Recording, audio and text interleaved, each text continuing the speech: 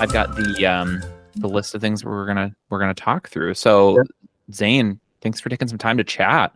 What's this all about? What are we Well, doing? first, thanks for you reaching out. I was pretty excited when I saw that because I've, sort of had the same thing brewing in the back of my head for a while. Just like, there's got to be some other accountants that can just have a conversation. And, I think that's what we're going to do today. We're going to have a conversation. I think the focus for us on this sort of first round of conversations is we both have an accounting business, like accounting practice, an accounting firm, whatever we want to call it. But both of our businesses look very, very different. And the route to that business looks extremely different. We both took a different path to get here. We're both focusing on extremely different areas in terms of our niche clients. And then we have very different types of business in terms of size and the way we do things. That's right. Yeah, that's right.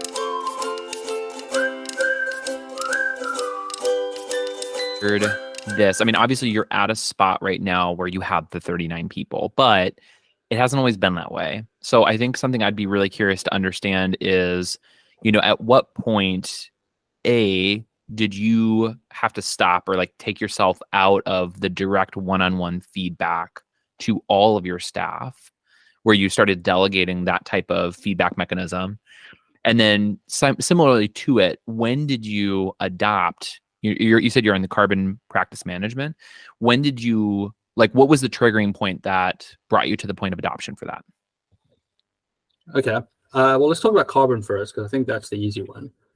So the decision there became pretty easy when we realized that we're putting tasks for the month into an Excel document, and that Excel document was like 6 megabytes. Ooh, holy cow. You got all your projects, all the different names, it got big really quickly, right? Yeah. So honestly, we probably even implemented it too late, but we took about a year to figure out what we wanted to. There was another software we really liked. We wanted to go with it, but they had like a cap on size, and we're like, oh, shucks, we're going to outgrow this in like 6 months. We have to go through the whole process again. I really think that any accounting business can never really implement a practice management process. Doesn't have to be a software, but a process to standardize sooner than later. We definitely did it too late, which, the big outcome for me, and sort of I knew we needed it, was I had a lot of situations where I was dealing with fires. There's always like, hey, did you guys get this done? And be like, oh crap. Get it like banging out. Like I know, I think I asked somebody to do it. Did I ask? I can't remember. I didn't follow up for sure. And I ended up having to do stuff a lot myself. So I think as soon as you start feel like you're dealing with fires because, you're struggling to keep up with what needs to be done, that's a good time. I think another good key indicator for any accountant, if you can't get your email down to like that day's emails, like you probably need something to help you manage it, because if you're constantly having to hold on to emails, like I don't want to forget about this, so I'll keep it in my inbox. You probably need something to help you manage your time. Yeah, that makes a ton of sense. What do you know? Like, when was this? Like a couple of years ago that you guys implemented it, or when? Yeah, it's 5 or 6 years ago. Okay. Yeah, and we even did a slow implementation. I think it took us a year to assess systems, and then we rolled it out to team members at that point in like 3 waves, with me being the final wave, because I was the biggest that sort of like, I'm not going to be happy with this process. We probably rolled it out over 5 months, sort of like a test phase, a beta phase, and then a final phase. And I must say, I started working in Carbon, and it must have been half an hour. My wife, Candace, who works in the business as well, was the person who was in the implementation. And I just walked over and I said, "This is the greatest thing ever." And I went back to my desk. I walked there. So, I clearly heard about that for a while. Yeah. But it was just like, I went from like, hundreds of emails in my inbox to like, oh, I've got like 5 emails in my inbox. This is amazing. So it saved a big time. In terms of the communication structures and the sort of all that, we really just did that from day one. I was a KPMG for 4 years, so I sort of had a blueprint on what I know had been successful. So I sort of implemented that a lot of the time. Though, I probably held on to the one-on-one interactions a little too long, even though I wasn't the only person involved in the process. Only 9 months ago did I move away from talking to every single team member every single month. Wow. That's a lot of meetings. Yeah, well, I was talking to my US account managers at least twice a month and a team call, right? Mm-hmm. So that's 7 times 2, that's 15 phone calls there. And I think at the decision when we moved it, we were, let's just use 25 as around like an easy number, right? So there's 25 team members there. So all of a sudden you're at 40 phone calls a month. I was also speaking to 2 of my other managers, the one who sort of runs the accounting side of it and has some of her own clients, as well as the one that was sort of overseeing the whole team member twice a month as well. So at a minimum, I had 42 phone calls a month just with team members. As you will know, there are 21 business days in a month. Means I was having effectively two team calls a day. Every day. Wow. So, and they were, 30 to 90 minutes in length. So you start adding up all that time, and it was just like, it became too much. Mm. So I still speak to the account managers twice a month. I speak to the management team in South Africa once a month, except for my senior manager down there that I talk to twice a month. And then I've now implemented a process where I talk to the remainder of the team twice a year. Oh, okay. So I'm going through the process now in June, and we'll finalize the first round of going through everybody. And then I'll take July off, and I'll go August to November and talk to everybody again. And then I won't I won't have those individual calls till about March again, because January, February is chaos. December is really short. So that's the type of structure we're working on right now. The only other interaction that I do have one-on-one is whenever I have a new starter, I talk to them after 2 weeks that they've been with the company. That's really smart. Yeah, especially I've got to imagine for retention purposes, that's super helpful.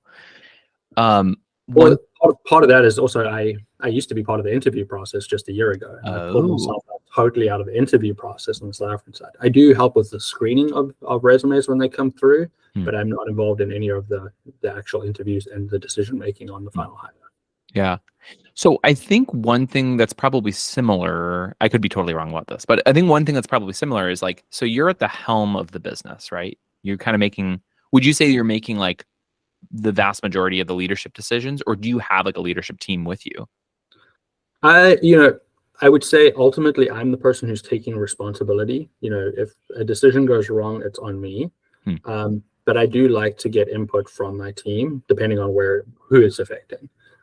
So there's an idea that we're working on right now. And I had a conversation with the account managers about it yesterday. And I said, hey, this is going to take some time to implement because it is a big change. But I wanted you guys to hear what I'm thinking about. Go think about it, and next time we talk, maybe you can share some ideas on what you think about it. So I will do that type of interaction. What do you think? Give me some ideas as I sort of work towards decisions. But yes, I'm the one who's ultimately responsible for the decisions. If something goes wrong, it's on me.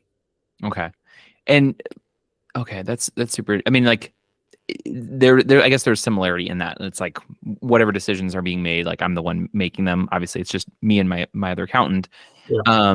Would you foresee yourself, creating a leadership team or other people who are going to initiate new ideas that are kind of outside the realm? Like I even just think about this, like practice management software or getting you out of the one-on-one feedback. Like would other people ever be the ones bringing those ideas up in your business? Yeah. And we have that open communication that everybody can bring any idea. We use a weekly check-in platform called 15-5, where basically you're like, how do you feel, like 1 to 5 this week? And then you sort of like put some of your priorities for this week and last week, and then there's always the question, what went well this week, what didn't go well, and then there'll be various questions out throughout of it. And we generally focus on, what do you think of the culture, how can we improve it? Is there anything that you'd like to see in the business that would help you change? Once a month we ask, hey, is there anybody in the last month that did something really special for you that made you very happy? Sort of a shout out type situation. So we have that opportunity to bring it up. As well as in South Africa, we have a management team where they can think about things. They're seeing it hand on hand, like the day-to-day problems, and they can go, hey, I think we need to change this. Let's bring it up to Zane and discuss how it can change. And a lot of time I'll be like, cool, go run with it. You just tell me what you're going to do. As long as it's not, changing things too much, it's up to you. Other times, like, okay, great, come bring some ideas to me and we'll discuss it and we'll decide if any of these actually make sense. And then we do the same on the US side as well. If you can bring ideas, we'll talk about it, we'll see how we implement it. As long as it's not like culturally crazy to who we are, or if it's like this new, like, if somebody comes to me and says, I really think we should change practice management software, I'll be like, yeah, that's not going to happen. Yeah. Right. Like, maybe, we got to get the full extent of what the software is. But we're always open up to ideas. We're always adjusting. The thing is with a lot of people, and, you're going to have people coming in and leaving, and even though we have pretty good retention, I think our average time of service at the moment is like 4.5 years with us. Oh, wow, that's great. Yeah, so we've got people staying around for a long time. We're still always trying to figure out ways to adjust, because people change, the world changes, what's important to people changes. So nothing is stuck in stone either. If we don't think it's working, we change it. I think that's great. And it sounds like, even how you explained it, there's a lot of feedback mechanisms in place, whether it's the management team in South Africa or just like the way that you are interacting with your staff. I think even though it's at a smaller scale, I do like to try to implement that same kind of approach when we do our one-on-one monthly retrospectives. One of the questions I love to ask is, what are some ways that I could improve? What are some ways that we could improve in how we're doing things? Or a lot of times, so Allie is her name, and she's great. She's so on top of things. She thinks so critically about stuff, and that's what I love. I think it's one of the things that makes her such a successful accountant. There's lots of times where she'll ask questions, and I will always pause and I'll say, you know what? I've got like a million ideas to answer that question, but I want to give you the opportunity to answer that first. What are your thoughts? And like 9 times out of 10, she's got a great response, probably even a better one than I would have had. And then she's like that 1 time out of 10 that, there's just enough of a roadblock where she needs a little bit of help. But giving her that power to think critically and make decisions and like do the thing without me being, meddling in the nitty gritties. I think it's definitely a way to help empower the team for sure. Yeah, and I think that's a key word in it, right? Empower team is really important, and getting them involved in the discussions is important from a buy-in standpoint, right? If you just sort of like, this is the decision we're making, you just have to live with it.